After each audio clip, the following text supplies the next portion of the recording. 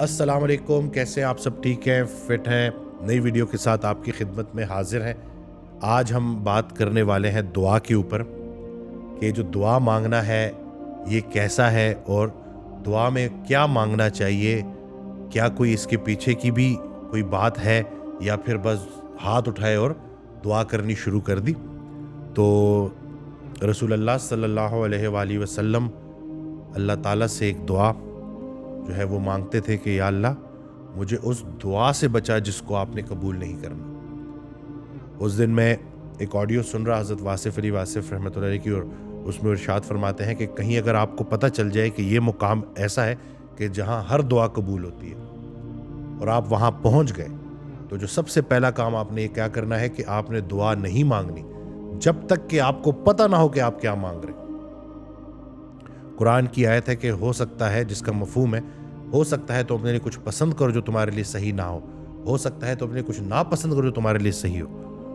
तो हमें तो ये भी नहीं पता होता कि हम अल्लाह से मांग क्या रहे हैं। तो बाज़ औक़ात इंसान ऐसी चीज़ मांग रहा होता है जो उसके लिए सही नहीं होती। तो दुआ में क्या मांगना है, दुआ मांगनी तो बहुत ज़रूरी है।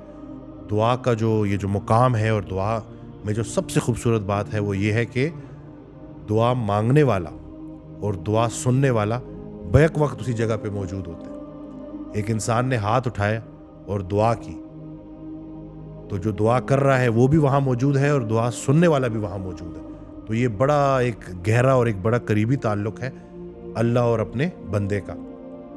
तो दुआ मांगनी है, लेकिन दुआओं में जो बहुत प्यारी दुआ एक हज़रत वासिफ़ अली वासिफ़ रहमतुल्लाह ने जो है इरशाद फरमाई है कि या अल्लाह मुझे अपने फ़ैसलों पे राज़ी रहने की तौफ़ीक अता फरमा, कि जो आप मेरे लिए कर रहे हो मुझे उस पे राज़ी रहने की तौफ़ीक अता फरमा। मिसाल के तौर पे समझाने के लिए ये उन्होंने एक एग्ज़ाम्पल दी कि सोचो कि अगर कहीं अल्लाह मिल जाए तो अल्लाह से क्या मांगोगे। अल्लाह पूछे कि बताओ क्या चाहिए, तो ऐसा ना करना कि एक लंबी लिस्ट अल्लाह को दे देना कि अल्लाह ये काम भी पेंडिंग है, ये काम भी पेंडिंग है, ये चीज़ भी चाहिए, ये चीज़ भी चाहिए, दुनिया मांगना ना शुरू कर देना। अल्लाह अगर मिल जाए और अल्लाह पूछे कि क्या चाहिए, तो आपकी ज़ुबान पे एक ही बात होनी चाहिए कि अल्लाह आपकी रज़ा चाहिए। आप मिल गए हैं और क्या चाहिए। तो बादशाह अगर आपका हो गया तो पूरी बादशाही आपकी है। तो ये बात समझनी है कि जब हम इस नीयत से अल्लाह से दुआ मांगते हैं और दुआ को ज़िद नहीं बनाते, प्रोटेस्ट नहीं बनाना, दुआ को इसलिए मांगना है कि दुआ हमें अल्लाह के करीब करने का बहुत प्यारा ज़रिया है।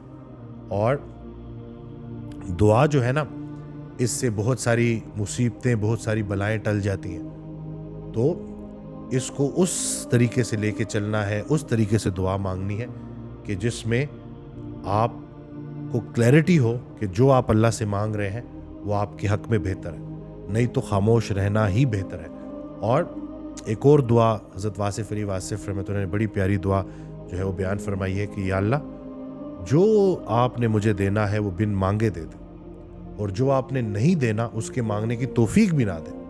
यानी कि अल्लाह के फ़ैसलों में इतना राज़ी रहना कि या अल्लाह मैं जानता हूँ कि मेरी ज़िंदगी को आपसे बेहतर, आप खालिक हैं, आपसे बेहतर कोई नहीं चला सकता और इसके आपसे बेहतर फ़ैसले कोई नहीं ले सकता। तो मुझे मेरी दस्तरस से बचा और जो मेरे हक में बेहतर है उसको कबूल करने की मुझे ताकत दे। ये भी बड़ी ज़रूरी बात है, क्योंकि इंसान जल्दबाज है, वो जल्दबाजी में समझ नहीं पाता कि मेरे लिए क्या सही है क्या गलत है, तो वो कहीं नाशुक्रा हो जाता है। तो बस ये जो अल्लाह कर रहा है बिल्कुल सही कर रहा है, और यकीन के साथ ज़िंदगी गुजारनी है।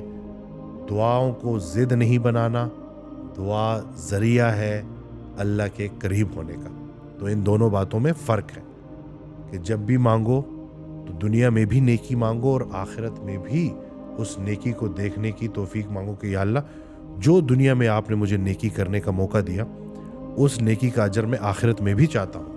जो एक दुआ हम हर नमाज में मांगते हैं कि दुनिया में भी नेकी अता फरमा और आखिरत में भी, तो उसका मकसद यही है कि हमारी नेकियां, हमारी मेहनतें रायगा ना हो। जितनी भी हम मेहनतें, कोशिशें कर रहे हैं वो इस दुनिया के लिए नहीं है, वो आखिरत के लिए है, तो वहाँ पे उनको मकबूल फरमा। تو میں امید کرتا ہوں کہ اس ویڈیو سے آپ کو فائدہ ہوا ہوگا. چینل سبسکرائب کرنا نہ بھولیے گا. دعاؤں میں یاد رکھیے گا. اللہ حافظ.